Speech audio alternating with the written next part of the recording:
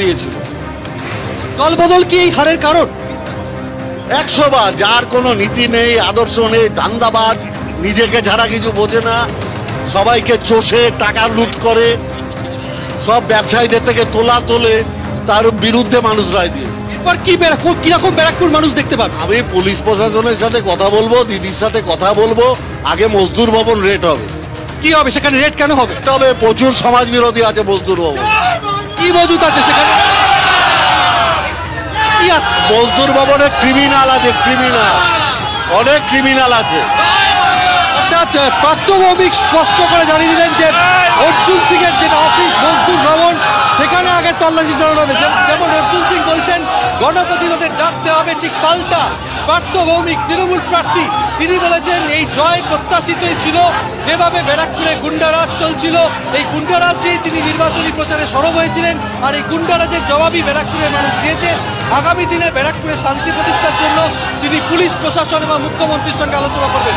কিন্তু এই মুহূর্তে তুমি দেখতে পাচ্ছ, কবিকে দেখাতে বলবো, তৃণমূল কর্মী সমর্থকরা জয় বাংলা স্লোগান দিচ্ছে এবং তারা উত্তেজিত, এবং অর্জুন সিংকে পরাস্ত করার পর তারা দফায় দফায় জয় বাংলা স্লোগান দিচ্ছে, এবং যাতে অপ্রীতিকর কোনো ঘটনা না ঘটে কেন্দ্রীয় বাহিনী জওয়ানরাও প্রস্তুত রয়েছে এবং দুপক্ষকে আলাদা করতে তারা সক্ষম হয়েছেন।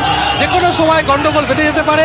অর্জুন সিং যেখানে গণনা কেন্দ্রের প্রধান ফটকের সামনে সেখানে অপেক্ষা করছিলেন, ঠিক সেখানেই তারাও উপস্থিত ছিলেন, জয় বাংলা স্লোগান দিতে থাকেন, এবং জয় বাংলা স্লোগান দিতে দিতে তারা অর্জুন সিংকে লক্ষ্য করে বোতলও শোনেন। উত্তপ্ত একটা পরিস্থিতি, পুলিশ এবং কেন্দ্রীয় বাহিনী আসে, পরিস্থিতি নিয়ন্ত্রণে আনে এবং দুপক্ষকে এই মুহূর্তে আলাদা করে রাখা হয়েছে। কিন্তু ব্যারাকপুরের গণনা কেন্দ্র, সেখানে রীতিমতো উত্তেজনা রয়েছে। যত পার্থ ভৌমিকের জয় নিশ্চিত হচ্ছে, তত তৃণমূল সমর্থকদের উচ্ছ্বাসও বাড়ছে এবং জয় বাংলা স্লোগানে মুখরিত হচ্ছে এই গণনা কেন্দ্র। একেবারে বেশ, তুমি আমাদের সঙ্গে সমীরণ থাকো। আমি কয়েকটা আপডেট শুধু এখানে দিয়ে দিই। ডায়মন্ড হারবার লোকসভা কেন্দ্র কিছুক্ষণ আগে আপনাদের বলছিলাম যে 6,25,000 ভোটের ব্যবধানে এগিয়ে রয়েছেন অভিষেক বন্দ্যোপাধ্যায়। ক্রমশ সেই ব্যবধানটা আরো বাড়ছে। নির্বাচন কমিশনের তথ্য বলছে সেটা 6.5 লক্ষের দিকে এগিয়ে গেছে, 6,49,000-এর তারও বেশি। আচ্ছা, সুকান্ত মজুমদার বালুরঘাট লোকসভা কেন্দ্রের বিজেপি প্রার্থী, তিনি এই মুহূর্তে 8,700-র কিছু বেশি ভোটের ব্যবধানে এগিয়ে রয়েছেন।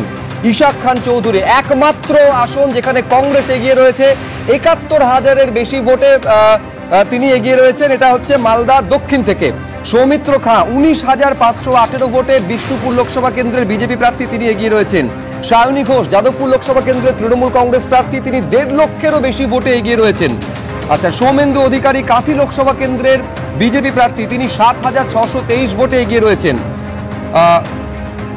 জুন মালিয়া 46,000-এরও বেশি ভোটে তিনি এগিয়ে রয়েছেন। জুন মালিয়া, তিনি মেদিনীপুর লোকসভা কেন্দ্রের তৃণমূল কংগ্রেস প্রার্থী।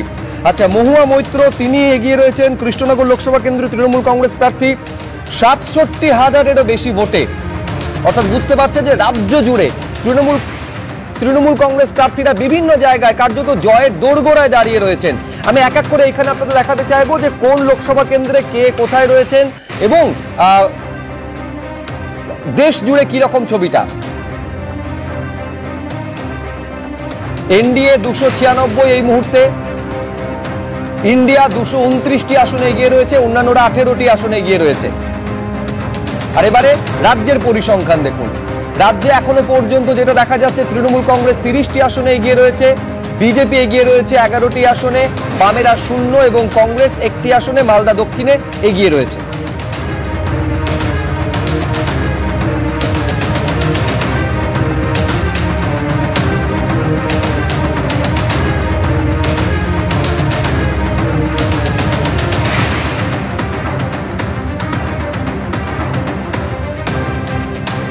আরেকটা আপডেট আপনাদের দিয়ে দিই। স্মৃতি ইরানি আমেঠি লোকসভা কেন্দ্র থেকে বিজেপি টিকিটে প্রতিদ্বন্দ্বিতা করেছেন, তিনি এই মুহূর্তের খবর 1 লক্ষেরও বেশি ভোটে পিছিয়ে রয়েছেন।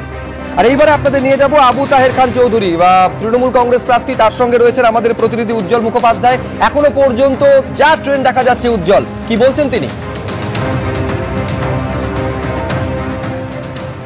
দেখো, এখনো পর্যন্ত যা ট্রেন্ড, তাতে আবু তাহের খানের জেতা কার্যত এখন শুধুমাত্র সময়ের অপেক্ষা। কারণ যতগুলো ট্রেন বাকি রয়েছে সেখানে তার আর পিছিয়ে যাওয়ার জায়গা নেই। প্রায় 40-42 আনুষ্ঠানিকভাবে সরকারিভাবে না হলেও যে খবর আমাদের কাছে আছে, তাতে আবু তাহের খান দ্বিতীয়বারের জন্য সাংসদ হতে চলেছেন। প্রথমেই আপনাকে শুভেচ্ছা। এই যে জয়, এটাকে আপনি কিভাবে দেখছেন? এখন আপনাদেরকে শুভেচ্ছা জানাই। জয়টা আমাদের সময়ের অপেক্ষা ছিল। আমরা মুর্শিদাবাদ জেলায় যেদিন আমরা টিকিট পেয়েছিলাম, তার পরবর্তী পর্যায়ে আমরা যখন মানুষের কাছে এসেছিলাম, মানুষ যেভাবে আমাদেরকে আপ্যায়ন করেছিল, সেদিনই বুঝতে পেরেছিলাম যে মুর্শিদাবাদের রেজাল্ট আমাদের ভালো হবে। এবং আমাদের নেত্রী মমতা বন্দ্যোপাধ্যায়কে আমরা অসংখ্য ধন্যবাদ, অভিনন্দন জানাই। এই কারণেই তিনি যেভাবে মানুষের উন্নয়নে কাজ করেছেন এবং প্রতিটি মানুষ তার সুফল পেয়েছে, তাই বাংলার মানুষ উজাড় করে তাকে ভোট দিয়েছে। আপনার বিরুদ্ধে মোহাম্মদ সেলিম, সিপিএমের রাজ্য সম্পাদক, অত্যন্ত হেভিওয়েট একজন প্রার্থী, তিনি প্রতিদ্বন্দ্বিতা করেছেন। দেখুন, এই হেভিওয়েট একদিকে তো আমাদের জেলায় দুটো কেন্দ্র, একদিকে প্রদেশ কংগ্রেসের সভাপতি, আর একদিকে হেভিওয়েট প্রার্থী মোহাম্মদ সেলিম, সে রাজ্য সম্পাদক সিপিআইএম দলের। দুজন যখন জোট বেঁধেছে, তখনই আমরা বুঝে নিয়েছি এ জোট মুর্শিদাবাদের মানুষ মেনে নেবে না। এই কারণেই নেবে না, কারণ দীর্ঘ 34 বছর যেভাবে আমরা কংগ্রেস করেছি, আমরা প্রতিনিয়ত থানা ঘেরাও, এসডিও ঘেরাও, ডিএমএ ঘেরাও লেগেই থাকতো আমাদের, এবং সেটা নেতৃত্ব দিত অধীর চৌধুরী। বিরোধীকে যে অন্যায় করে আমাদেরকে এভাবে অপদস্থ করছে, কারা তারা? সিপিআইএম দল। আর সেই সিপিআইএম দলের সঙ্গে যখন অধীর চৌধুরী ঘাটচালা বাজছে, তখন সহজে আমরা বুঝতে পেরেছিলাম এ নৌকা আর কূলে ভাসবে না। কিন্তু যেটা আমরা শুনেছিলাম, দেখেছিলাম যে যেদিনকে নির্বাচন হলো, সেদিনকে মোহাম্মদ সেলিম তিনি বলেছিলেন যে শূন্যের যে রাহুমুক্তি, সেই রাহুমুক্তি ঘটল, কিন্তু দেখা গেল নির্বাচনের ফল অন্য কথা বলছে। দেখুন, ওনাদের কর্মীরা ওনাদেরকে সেইভাবে হয়তো তার হিসাব নিকাশ করে তথ্য দিয়েছিল, কিন্তু আমরা বুঝতে পেরেছিলাম যে লক্ষাধিকের উপরে ভোটে আমি জিতবো, আমরা নিশ্চিত ছিলাম। আমাদের যে সমীক্ষা ছিল, প্রত্যেকটা বুথে বুথে যে সমীক্ষা, তাতে লক্ষাধিক ভোটের আমাদের মার্জিন ছিল। এটা আমরা আপনাদের মারফত বারবার বলেছি, বিভিন্ন সময়ে বলেছি যে আমাদের 3টে প্রার্থী আমাদের এখানে অনেক ভোটের ব্যবধানে জিতবে, এবং আমরা সকলে নিশ্চিত। কারণ বিগত বিধানসভা নির্বাচনে মুর্শিদাবাদের মানুষ ফেরায়নি, দুহাত তুলে মমতা বন্দ্যোপাধ্যায়কে 22টার মধ্যে 20টা সিট উপহার দিয়েছিল।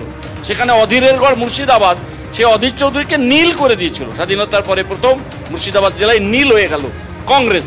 আপনি যখন অধীর চৌধুরীর প্রসঙ্গ তুললেন, এক সময় আপনি অধীর চৌধুরীর একেবারে মানে সঙ্গী বললে ভুল হবে, চোখ বন্ধ করে যাকে অধীর চৌধুরী বিশ্বাস করতেন, তিনি হচ্ছেন আবু তাহের খান। সেই অধীর চৌধুরী এই মুহূর্তে কিন্তু যথেষ্ট চাপে, তার আসন ধরে রাখা কার্যত অসম্ভব। কি বলবেন? দেখুন, অধীর চৌধুরীকে নিশ্চয়ই আমরা সম্মান করি, অসম্মানের কিছু নেই। আমরা দীর্ঘদিন একসঙ্গে রাজনীতি করেছি, এই জেলায় আমি কংগ্রেসের প্রেসিডেন্ট ছিলাম, সুতরাং আমি দীর্ঘদিন দল পরিচালনা করেছি, বারবার এমএলএ হয়েছি কংগ্রেসের।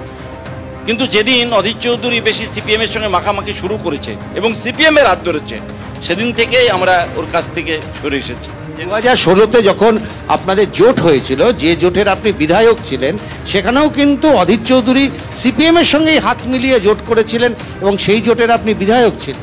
হ্যাঁ, তারপরেই তো আমরা বুঝতে পেরেছি যে না, এটা আমাদের ভুল সিদ্ধান্ত হচ্ছে, আমরা যা করতে চাইছি তা ভুল হচ্ছে। কারণ ভারতবর্ষে বিজেপি যেটা করতে চাইছে, অধীর চৌধুরীও সেই পথে হাঁটছে, সেই তাদের দেখানো পথেই অধীর চৌধুরীও হাঁটছে, বিজেপির দেখানো পথে। তাই তার সঙ্গ ত্যাগ করতে আমরা বাধ্য হই। সব মিলে আপনি খুশি? অত্যন্ত খুশি এই কারণেই, কারণ মুর্শিদাবাদ জেলায় এবার আমরা অন্তত মন উজাড় করে প্রাণ খুলে উন্নয়নের জন্য আমরা দিদির কাছে আবদার করব। খুব অসুস্থ ছিলেন, উন্নয়নের জন্য আবদার করবেন এবং উন্নয়নে জোর দেবেন বলছেন। একেবারে কার্যত জয়, যার জন্য অপেক্ষা করছে আবু তাহের খান চৌধুরী, এবং একেবারে সেই উন্নয়নে ভরসা রেখে মানুষ ঢেলে ভোট দিয়েছেন তৃণমূল কংগ্রেসকে, যার পরিণাম এখনো পর্যন্ত আসায় ট্রেন্ড বা ফলাফল। ছোট্ট বিরতির পর আরো আপডেট এবং